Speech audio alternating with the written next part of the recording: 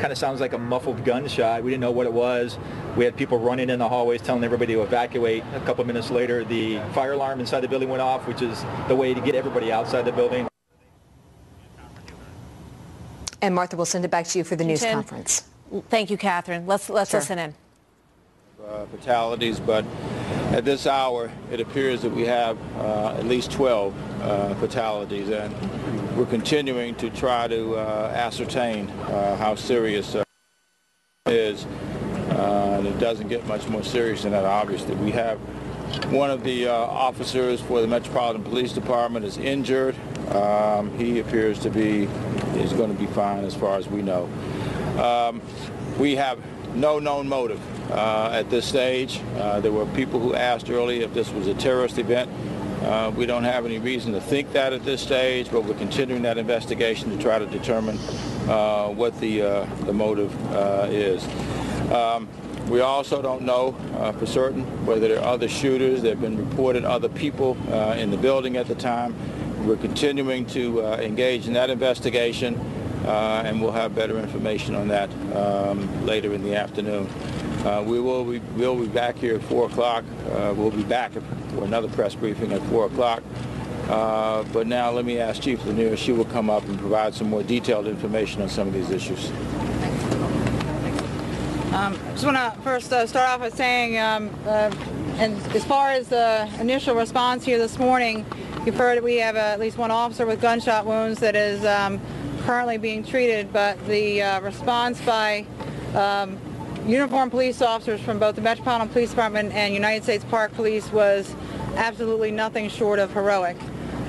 With at least 12 confirmed dead at this point, I think the actions by the police officers without question helped to reduce the number of lives lost. So our hearts go out to the families of certainly all the victims here, but our gratitude to the frontline officers of Metropolitan Police Department and also the United States Park Police who ran into danger this morning to try and reduce the number of victims. I'll start from the top and go through quickly. Right now we're confirming at least 12 fatalities. We had a few additional folks who were injured. They were not fatally injured.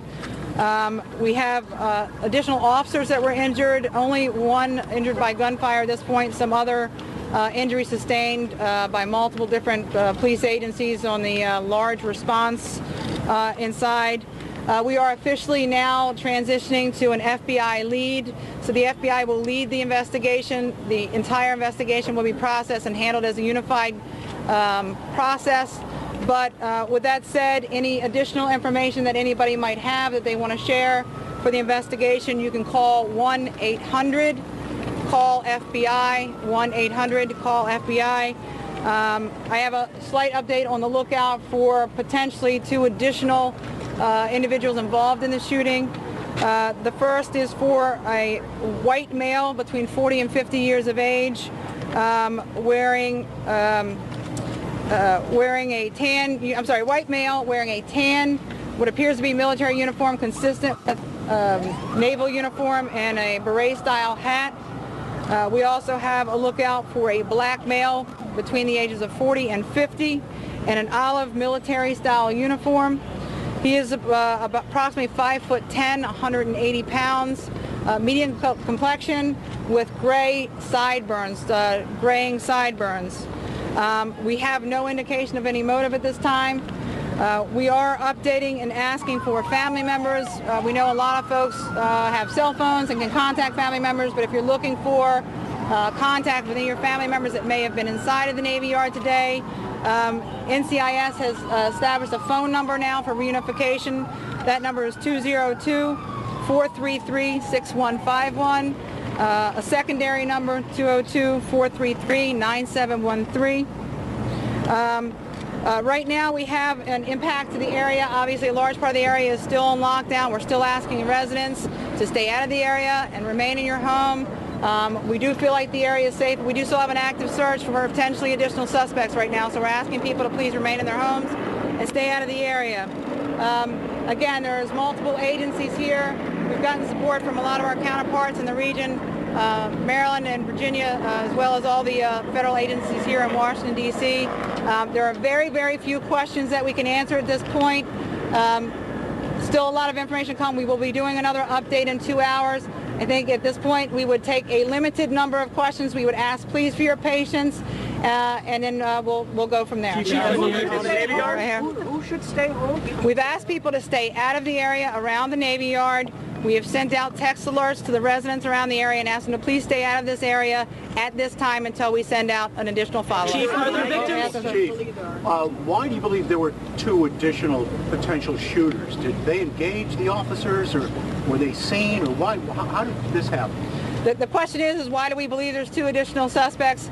Right now we have multiple pieces of information that would suggest that we have at least 2 other individuals that were seen with firearms. We know both of those individuals were wearing military-style uniforms, but did not mean that we do not know if they are actually military employees. But these are people that we really believe that are involved in some way, and we're trying to locate those individuals. What about the shooter who was What can you tell us about the shooter who is dead? I can't tell you anything at this point. I can't comment on anything related to anything on evidence or anything on the scene right now. I'll take 2 more questions. The description of possible suspects, does that come from eyewitness or video camera footage? I'm not going to comment on that. We have reason to believe that these people may be involved, and we need to talk to them. Do we think it's a terrorist attack? Were there victims in more than one building, or did you find victims in different buildings as well? I'll say this, we are still doing an extensive search. This is a large base. We've got multiple agencies and multiple teams. The remainder of this search could take another couple of hours, so we're not going to comment on the location of any evidence or anything like that, but I'd say in the next 2 hours we do our next update. Our next briefing will be at 200 I Street. For those of you, so we are not here in the middle of the street. We want to clear out this area, so next briefing will be in 2 hours, 200 I Street, and we will try and answer more questions then if we can. That's all we can take right now. Thank you very much. The 12 are the suspects outside the Navy Yard. All right. This is starting to sound like it may be something other than what we originally thought in many ways.